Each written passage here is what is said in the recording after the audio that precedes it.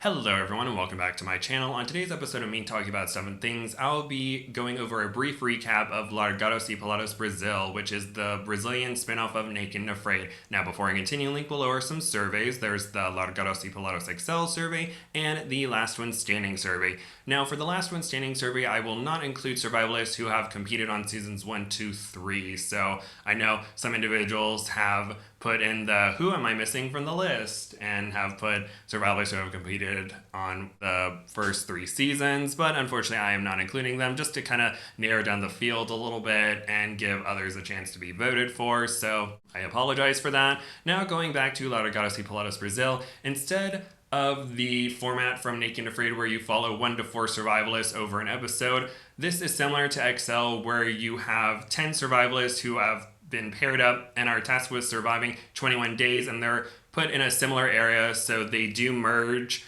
and there are less people than Excel and less days than Excel, but it's kind of a similar format to that. Now season 1 has these 10 survivalists who have been paired up, and you may recognize Diogo from the episode Lost in Translation where he was paired up with Nikki and they both didn't speak each other's language and confusion ensued, and I apologize in advance if I mess up anyone's name. I've only seen these episodes once or twice, and unfortunately my memory isn't that great with names that I do not know how to pronounce, so again I apologize. But we have Erica and Itamar, we have Raysa and Diogo, G and Joe, Lechi and Tony, and Renee and Sachi. Now, the interesting about season 1, spoiler alert, is that only one survivalist goes home, and that's Tony. After a few days, he has a bunch of headaches, he had a few nightmares about things going on at home, and the anxiety and the pain from the headache caused him to tap for the challenge, so that's very unfortunate for him. But everyone else makes it to the end. But there is some conflict throughout because Renee and Sachi were just 2 totally different personalities, where Renee was very go, go, go, we need to do this, what are you doing, why are you lying down, we have to keep going, we have to do this. And Renee, I think, has the highest PSR/ASP, which is the Brazilian's version of PSR. He so far has the highest PSR of any of the survivalists from Largados y Pelados, so it'd be great to see him back. But Renee and Sachi kind of butted heads a little bit, and Sachi kind of buckled under the pressure a little bit. And then Raysa and Diogo fought a lot, where Diogo was saying she's inexperienced and she was very upset about that.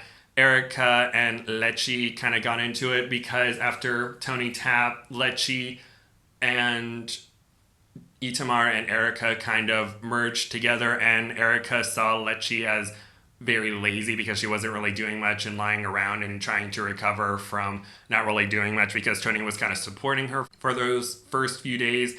But Itamar was very supportive of Lechi, so Lechi ended up completing the challenge. And then when all the groups merged, Lechi, Raysa, and Sachi kind of bonded over their kind of traumatic experiences and dealing with their partners. And Joe and G were very good partners to one another. G had difficulty in the beginning because she burned her feet really bad, and Joe was very supportive of her throughout. And G did pull her weight after she recovered, so those 2 worked together really well. And then when Joe and G merged with Renee and Sachi, Renee kind of got annoyed a lot of the time because he felt that everyone else wasn't really doing things correctly, and so he had to fix things. So Renee was just like, I'm just going to do my own thing. And there was kind of a point where near the end, Lechi was kind of cut out of the edit, at least in the final episode. So her storyline of her trying to not buckle under the pressure kind of ended in episode 6, and she was just kind of there. And so that was unfortunate. And then Raysa and Sachi kind of bonded over butting heads with their partners, and they were like, yes, someone I can relate to and someone who doesn't yell at me, that's great. And then Renee caught an electric eel for everyone to eat, so he was kind of the main character throughout most of the season. Diogo and Itamar also did really well and worked really hard. G and Joe kind of ended up being the best partners out of it all, and then the 9 of them made it to the end of the challenge, so good for them. And we saw Diogo again, and that's pretty much the recap of everything. And so hopefully we can see some of them come back for other challenges, and I'm sure others are like, nope, I do not want to do this again. I like nature, but this was too much. So that is my brief recap. Thank you all so much for listening. I hope you enjoyed. Please like, comment nice things, and subscribe. And please click the next video. It's mine. Thank you again so much, and bye-bye.